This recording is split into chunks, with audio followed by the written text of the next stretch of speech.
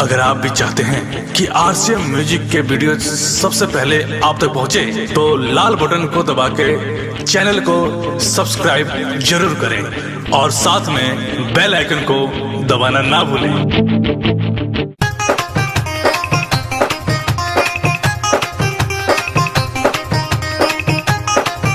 नाम का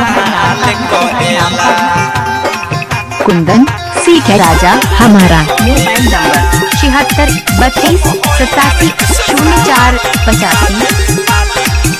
Ramban DJ mixing सीखने के लिए संपर्क करें। जो बजाइले साता पनाचे कहे पाचा में आ जानो ये होई हो में के किनो सजाचे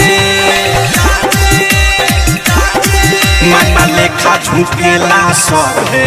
जो बजाइले साता पनाचे कहे पाचा में आ जानो ये होई हो में के किनो सजाचे लाइन मारे हला कोडे इशारा बात डाल कहेला रे लाइन मारे हला कोडे इशारा बात डाल कहेला हम हो यार किस वाली हमें सब माल कहेला हम हो यार किस वाली हमें सब माल कहेला।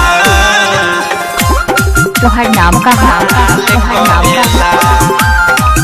चंदन डीजे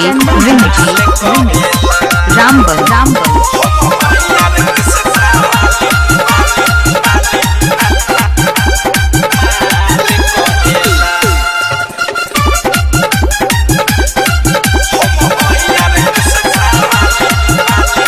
केहू जवानी के करे दाम काम हो केहू बोला के पूछे का बात नाम हो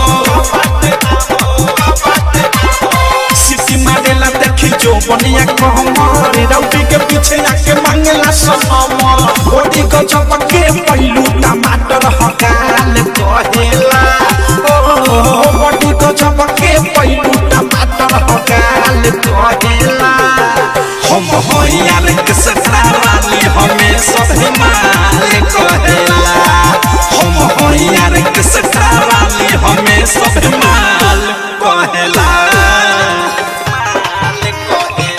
डायमंड रिकॉर्डिंग स्टूडियो छाना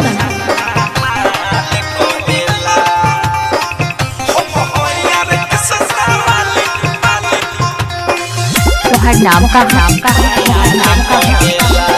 कुंदन सीख है राजा रामबन। Mobile number 76 32 04 85। पिको हाथ के भैये के खींचे लागे छोहलिए के गिर जाई पे नीचे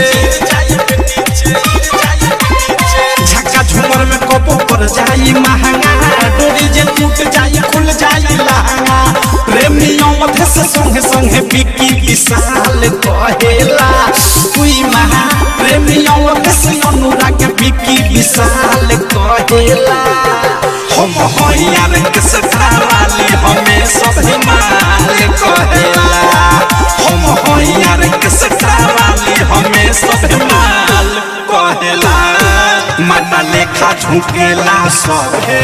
जो बजाइले साता पनाचे कहे पाचा में आ जानो ये होई हो में के किनो सजाचे माता लेखा झुकेला सब है। जो बजाइले साता पनाचे कहे पाचा में आ जानो ये होई हो में के किनो सजाचे लाइन मारे हला कोडे इशारा बात डाल कहेला रे लाइन मारे हला कोडे इशारा बात डाल कहेला हम हो यार किस वाली हमें सब माल कहेला हम हो यार किस वाली हमें सब माल सीख है राजा रामबन।